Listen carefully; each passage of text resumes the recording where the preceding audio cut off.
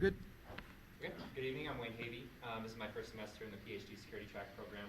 So being in that case, I don't have a lot of research under my belt, so I'm going to talk a little bit about something I have research interest into, and that is basically cyber anomaly detection. So today I'm going to talk about defensive cyber operations architecture, basically what it takes to detect bad guys. So why do you care? Well, because it costs a ton of money. So the information on this slide comes from reports that came out earlier this year in February, one by McAfee and one by the Council of Economic Advisors for the White House. And they estimate that for the United States in 2016, there's between $57 and $109 billion lost due to cyber attacks.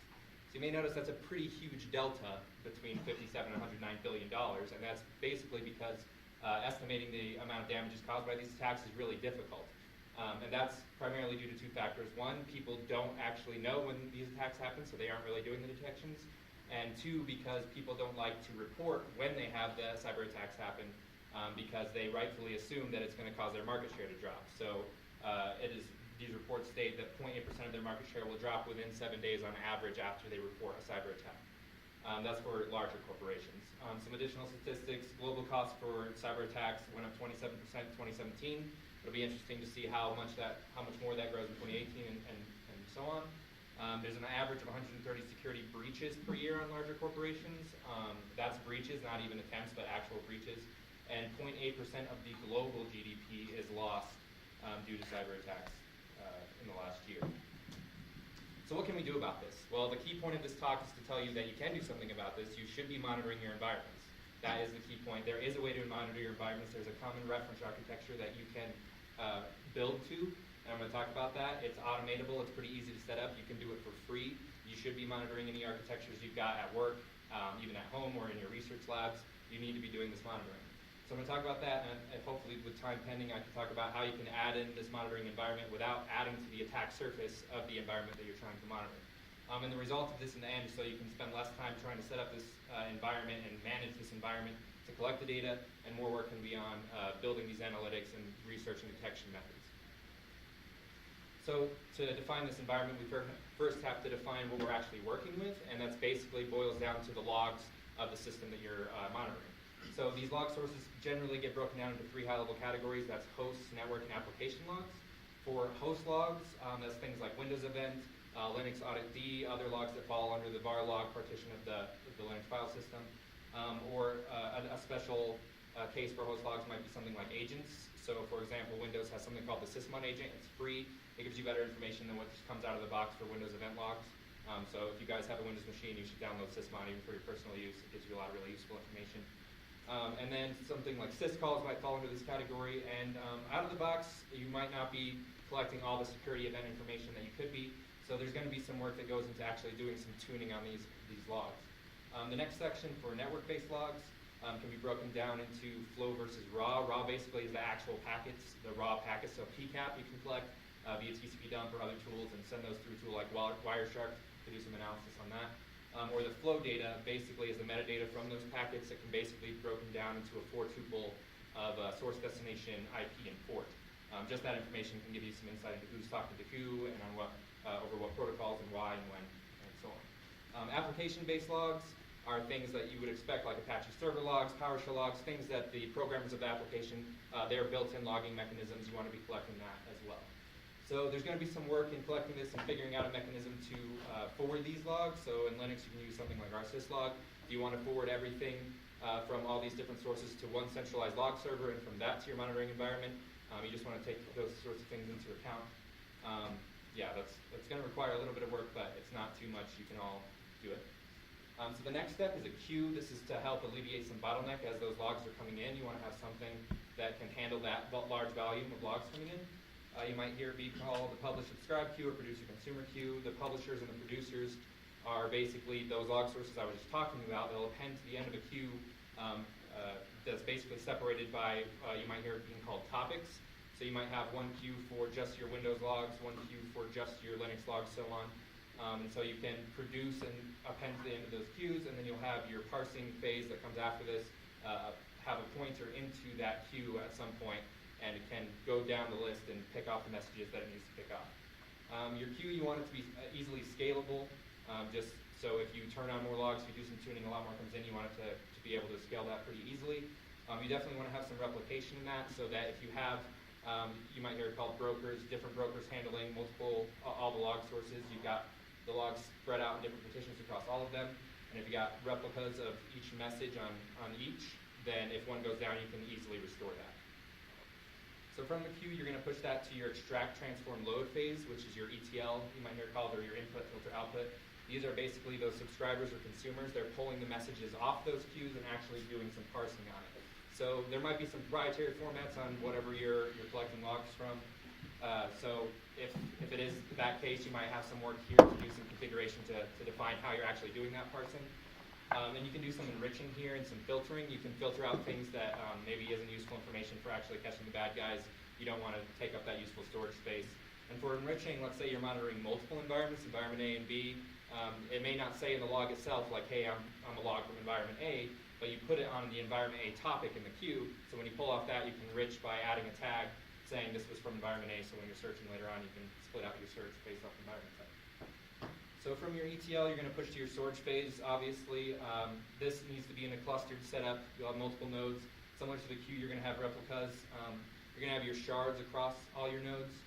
Basically, that's going to help you with your querying time. So if you've got, let's say, a document or an index that's got multiple messages in it, and you're going to search for one particular thing, instead of starting at the top and just going to the bottom of one, you've got your data sharded across all your nodes, so you can search all across. Let's say you've got 3 nodes, all 3 at the same time. So that's going to increase your return speed. And then if you've got your replicas, like in this example, you see shards 1 through 3 in node 1. Then you've got the replicas for 4 and 5 also on node 1. So if node 2 goes down, you can recover that fairly quickly and fairly easily. You want to understand how much volume you actually have coming in so that you can know how far backlogs in time you can actually store. Basically, it's something like an advanced persistent threat in APT. They have long-standing campaigns that may last over a year. So you want to be able to query something from today and something from maybe a year ago. So understanding how you're going to store that is important. So you might have like a hot, warm, cold node setup. Hot is what you query at first. And if you can't find the data you're looking for, then you might turn on your warm nodes and query that and your cold nodes. And so understanding when you're going to roll over from hot to warm to cold is an important thing to take into account for the storage mechanism. So the next piece is the query and detections piece. You want to set up some kind of framework that can run your analytics on this, this nicely parsed data that you've got in your storage mechanism now. So you want something that can maybe do batch processing. So you've got a series of analytics, maybe something like the MITRE Cyber Analytic Repository. It's a good starting point if you don't have something in mind already. You can batch that, so maybe every 10 minutes you run all analytics against some section of your data or something like that. You could also run your analytics at the streaming phase, so in between your queue and your ETL, you could run analytics right there to try and get detections quicker if that's important.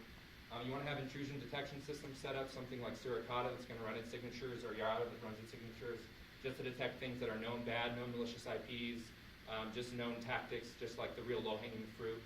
If you're not detecting that stuff, then you're really just not trying. And all these mechanisms need to take into account the temporality of the data, so basically the time in which events occur. So for example, a failed login attempt by itself isn't malicious, but if you've got 50 in less than a minute, it could be a sign of a brute force attempt. So being able to query based off the temporality of that data is important. And then making associations between events. So with the APT example, one event by itself might seem kind of fishy, one and another might seem kind of fishy, but you put them together, you might see how they're performing lateral movement on 2 different hosts. And then of course you want some sort of machine learning tool to learn how your environment looks on a day-to-day basis, during the day, at nighttime, on the weekends. So you can see just what's normal, so you can see spikes, let's say in network traffic, or if host A never talks to host D and then all of a sudden it's sending files to it, you want to be able to detect that through some machine learning tools. So the final piece is you've got all this happening in the background. You need some window, you need an analyst or yourself sitting there to actually see when bad things are happening, when you can see these detections, see these alerts going off. So your interface, it needs to be able to easily point to your storage mechanism. So you don't want to just have to peruse through all the raw logs to hunt for the bad guys. You want it to be able to easily make visualizations, kind of as your first key, your first insight into seeing, hey, something is weird here, just based off this picture, I see this spike, maybe in network traffic or whatever, and then you need the ability to still search through the raw logs after you've got those visualizations to give you that cue. So you want your interface to have that searching mechanism. And you want to organize your visualizations by dashboards. So let's say in the multiple environment example, you You might have visualizations just for environment A in one dashboard, just for environment B in another, or you might have dashboards based off just for your Windows host, your Linux host, your network traffic, things like that. Just whatever makes sense for the environment that you're trying to monitor. And then you want some sort of alerting mechanism built into your interface. You want that nice, bright, shiny red flashing light saying, hey, look at this is probably bad, you should probably look into this. So that's pretty much it. Those are the key pieces. It's pretty straightforward. Obviously, there's more configuration than I'm able to go into with this, but it's definitely automatable. A lot of this already is out there in an automated way. There's really good configuration in IT automation scripting tools. Tina mentioned Puppet. There's Ansible, Chef, Salt, things like that work really well to stand up stuff like this, to keep it in a configured state. Docker works really well to separate these services so that there's not dependency issues. So if you want to upgrade one piece, it's not going to break another piece, because if one piece in this pipeline breaks, then the whole thing kind of falls apart. So using these configuration management tools to keep it all together is really useful. There's a tool out there called SIMP, System Integrity Management Platform, originally developed by the NSA. It's now free and open source. It uses Puppet to run every 30 minutes. It keeps your environment STIG using their built-in Puppet modules. And so if one of these pieces go down, let's say the Docker container for the storage mechanism goes down, when next time Puppet runs, it'll detect that, bring back up the Docker container, remount the volume of the data that you've got mounted, and then you're good to go. So here's an actual example of this architecture with real tools. Everything on here is free. Most of it's open source. You could download it on your system tonight, run into Docker containers. There's Puppet modules for most of it already. It'd be really easy to set up. So starting from the left, you've got your data sources coming in for your host and application logs using Apache Kafka as your queue. That's really easily scalable. It's really easy to configure that to set up with the rest of the stack.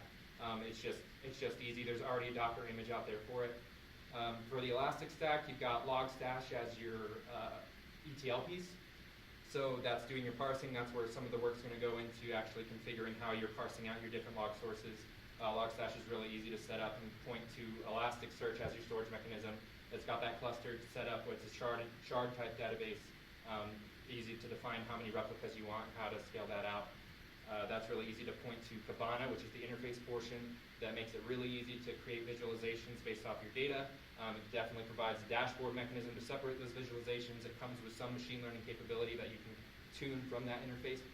And if you have, there's a paid tier where you can actually define role-based access control. So if you're worried about some people seeing some data that you don't want them to, you can set that up as well through Kibana. And for Apache Spark, it's another free tool that can be your analytic running framework. You can set it up in that batching mechanism like I was talking about, so you can run those car analytics every 10 minutes against the Elasticsearch storage, or you can have it at that streaming phase in between Kafka and Logstash. And for the network portion of the logs, you might have your PCAP being captured and forwarded to your network sensor type server, where you might run something like Bro. It was recently renamed to Zeek. Bro basically extracts the metadata from the raw traffic and gives you that 4 tuple I was talking about, source, destination, port, and IP. And it can push that information back to its own network topic on the queue, on the Kafka queue. Suricata you can use, it's free for IDS signatures, really good built-in set of signatures there. And one interesting thing about Bro is it can actually extract files from FTP traffic, and you can send those extracted files to a tool like Yara to maybe triage it and then send it to something like Cuckoo to do file analysis on that in an automated way. And like I said, all of this is free, and there's Docker images for basically all of it. So that's essentially the architecture. Once you've got this all set up, you can now focus more on actually writing analytics that are tailored to your environment. You can focus more on your response procedures when you do detect the badness out there. That's kind of a big deal to define those response procedures. It can take some time. And then, as I promised, we'll talk about the reducing the attack surface here briefly. So if you add all these tools in, they come with their own set of vulnerabilities by adding them in. So you don't want to add to the attack surface of the environment you're monitoring. So of course you want to monitor the monitoring environment. You can do that, but you can also keep this environment completely out of band by using physical tasks. So Gigamon is not free, but it's a really good, basically a network switch that integrates with physical tasks that basically literally splits the light of the fiber cables off, so you get a copy of the data. So if you set the tap in the proper spot, you can get a copy of the data without anyone in the monitored environment able to even access your monitor ring environment. So there's obviously some more configuration on the front end for that to kind of tag your data as it's coming in to make sure you know what sources it's coming from. And to alleviate that, you can put a Logstash on the front end to receive that data, tag it, and push it onto the queue. And then the process kind of resumes as normal. So I'll leave this up to look at.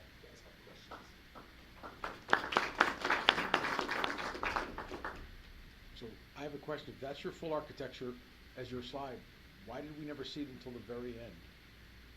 Because I wanted to give the example, and I didn't have time to go through this 15 minutes with just that picture. Actually, so just from a presentation point of view, having started with that would have made the slides, when you talk about the different elements, make a whole lot more sense to many people in the audience. This is my guess. But okay, thanks.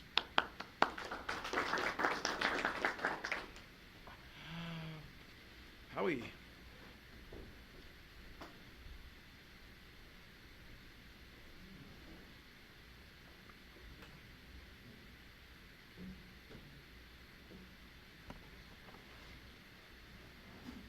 Are you ready to go today? Yeah.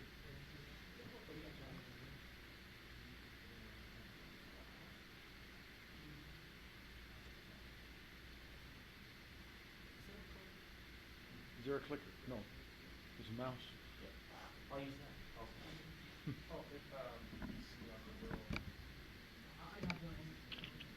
You're good. Thank you.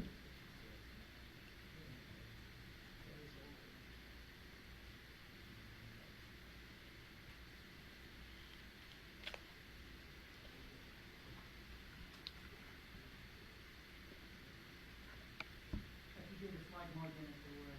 Huh? You did the slide mode. Start from the Oh, a beginning. presentation, So, right now I think it's doing.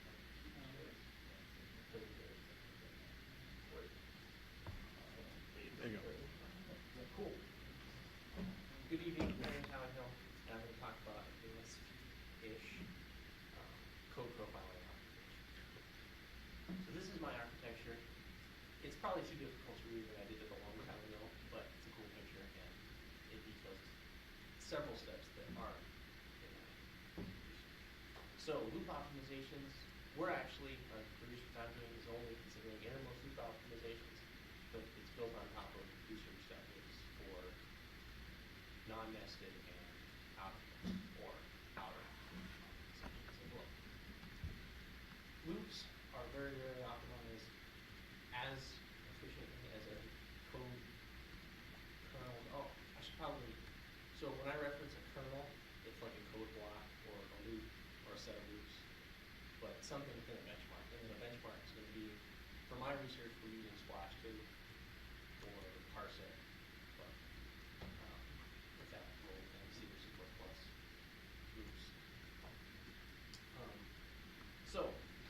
If you can optimize loops, especially loops that are hit often or have many thousands of iterations, you can make a significant improvement in the total program execution time. Especially over pilot optimizations. So, finding kernels that take the most time. That's not really straightforward, and it's not necessarily always optimizable in the way you think that it is. There are kernels that take a lot of time that aren't optimizable, and there are kernels that dip into other functions and other nested loops, and you really can't take many of them, at least with the research that I'm doing. We're focusing on finding a set of optimizations. I'll talk about the optimization later, and tuning the parameters so that they're ideal for each kernel, and ideally a set of parameters would work for various types of kernel with various patterns. That way you don't have to apply different optimizations to each kernel, because that would take more time. So this is an example of FFT, which comes from the Parsec. It's actually Splash 2 benchmark suite, and it's kernel 1 and kernel 6 are just two kernels within the benchmark that have different code. But you can see that 78 for kernel 6, and then for kernel 1 there are close to 100 and over 100 different optimization parameter configurations that give close to the same optimization time, or max. And it's actually megaflops and not time. Time is less accurate for certain cases. But, so you can tell, if you could find one that was in between and gave ideal parameters, or ideal megaflop times for multiple kernels, it'd be better to use that than have to use the ideal parameters that are different but give the maximum megaflops for each kernel. So, how we do the timing, and I didn't actually write the timing code, so I can't speak to it extensively. But we basically just add a start timer and stop timer before and after a loop. And I've been assured that it has minimal overhead, but you always have to take into account overhead. And that does throw off, especially when something's getting called millions of times. When you're using the timing blocks like that, it's going to add a lot of time. So the numbers that you report for something that's getting called millions of times versus something that's called 10 times, the overhead associated with the timing is not to be neglected. We're interested in the highest percentage of whole program time that a kernel makes up, because you don't want to optimize. If something's optimizable but it only takes up a fraction of the whole program time, it's not going to be efficient or publishable, because no one will care.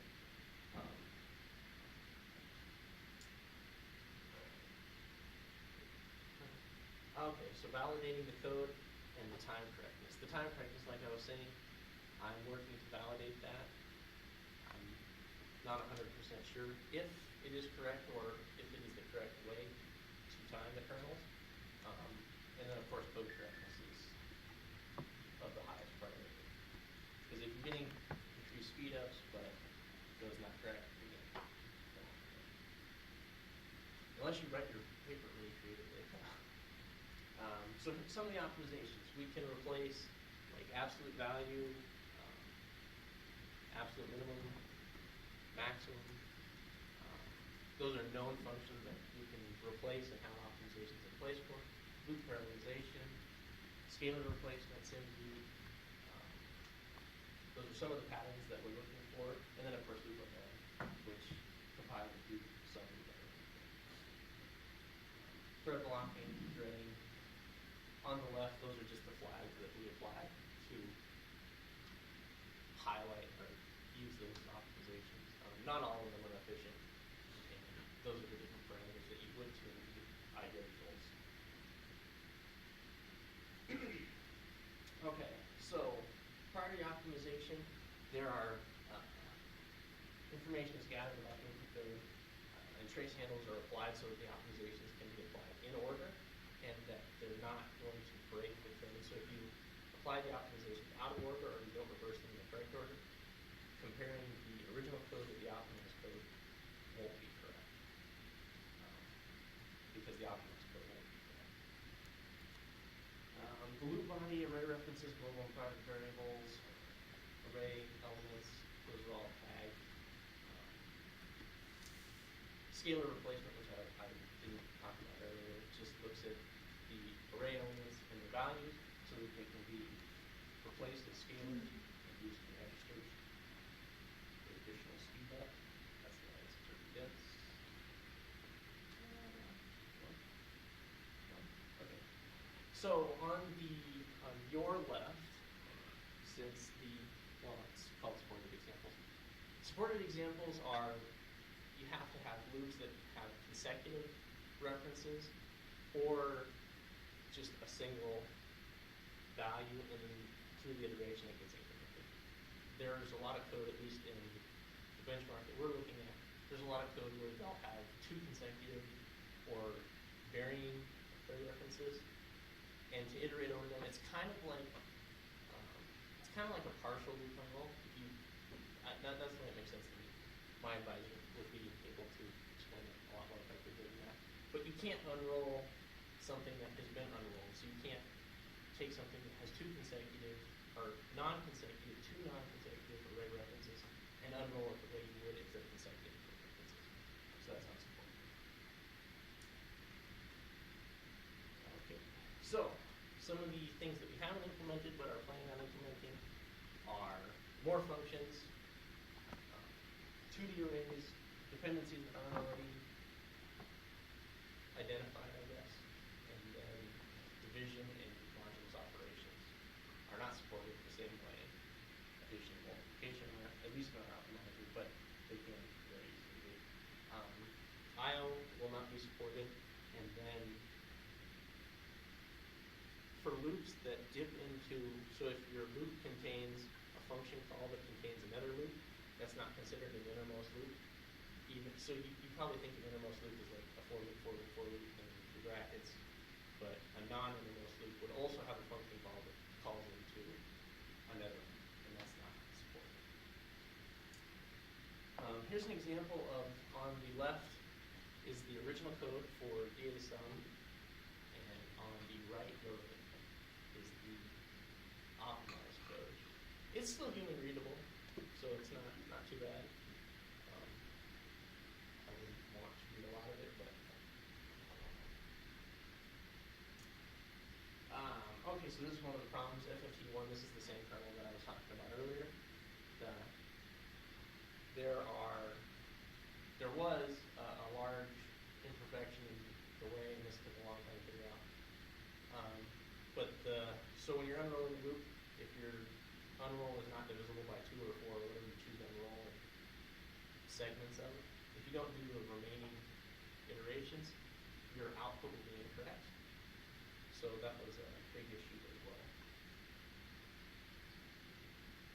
Profiling the code and just looking for optimizations and places where code is parallel or sequential or just not optimizable is being done by hand. So I basically have to go in and look and identify code that is parallel or has global memory accesses or potential problems for the project. And identify those as approximately the same information. So this is some of the information that we care about. The number of times each loop is called. You can tell that, and the number of times it's called doesn't necessarily relate to the amount of time that a kernel takes. So, but both are interest. This is mostly of interest because the timing could be off if it's getting called. Or off if something is not getting called. This is the absolute time that each of the kernels takes. Not particularly useful, but somewhat. And then all of you are probably thinking, how can we optimize this slower or takes more time in certain circumstances? Or for certain kernels, this is only for one run, and the parameters were not optimized. So if the parameters aren't optimized, this is actually pretty good compared to some that I've seen. The optimized code can be significantly slower if the parameters are not optimized. And this is just the global accumulation for each of the kernels from the same. That's my last slide. I don't have a conclusion slide because my research isn't concluded, but I don't answer any questions. Go for it. I don't know if I missed it like in the beginning. Like the kernels that you touched on, how did you go about like picking which ones? So we just basically look through parsing, but then you have to go through and it's the innermost. So any innermost loop that's like if you had.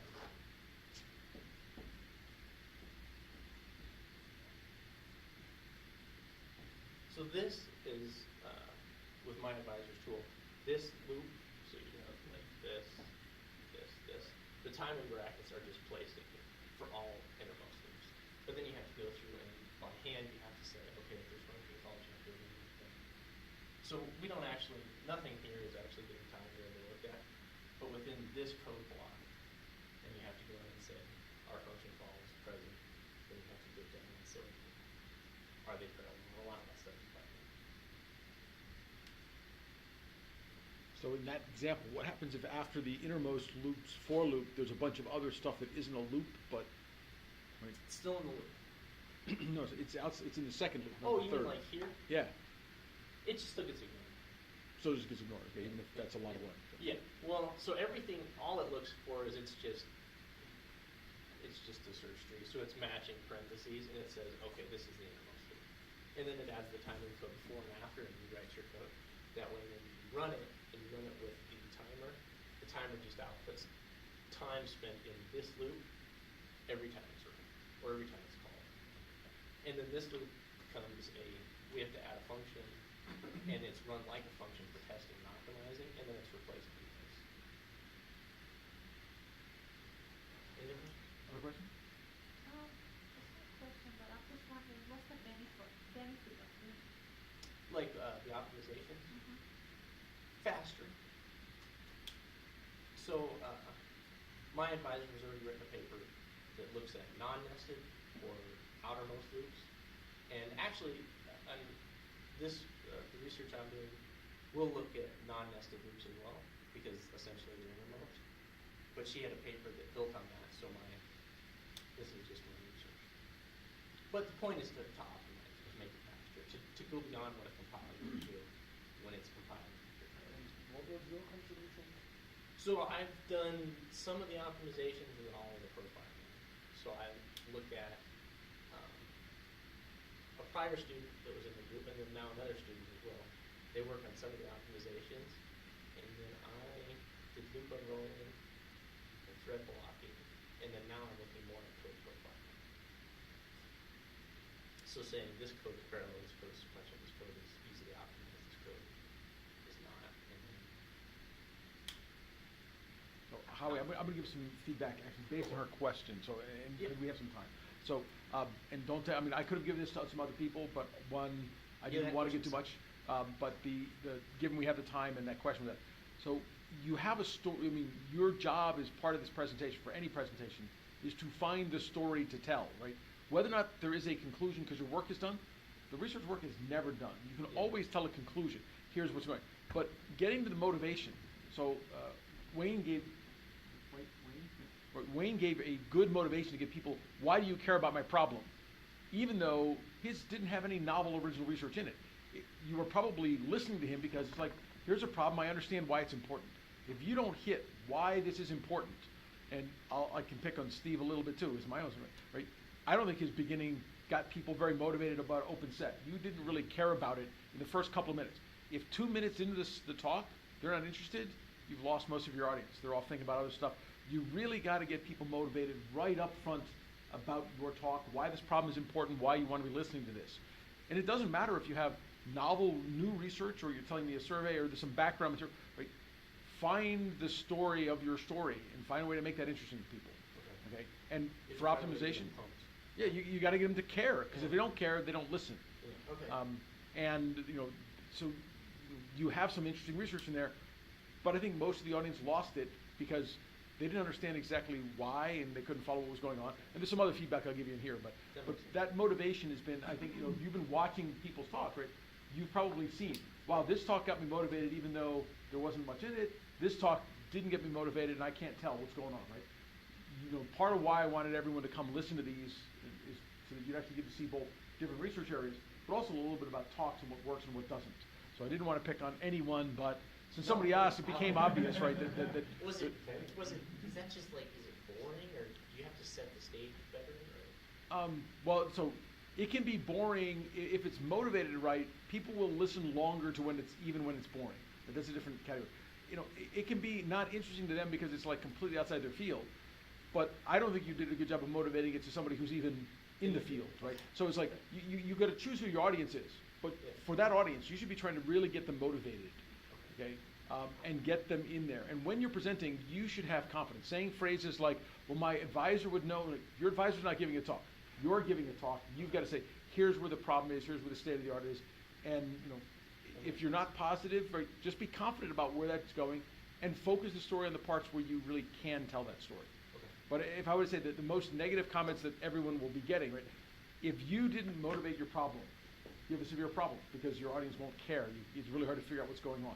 And you can fix lots of things in your slides and content and whatever, but if you don't get them motivated, it's tough. So why don't we take a break, be back by 5 after.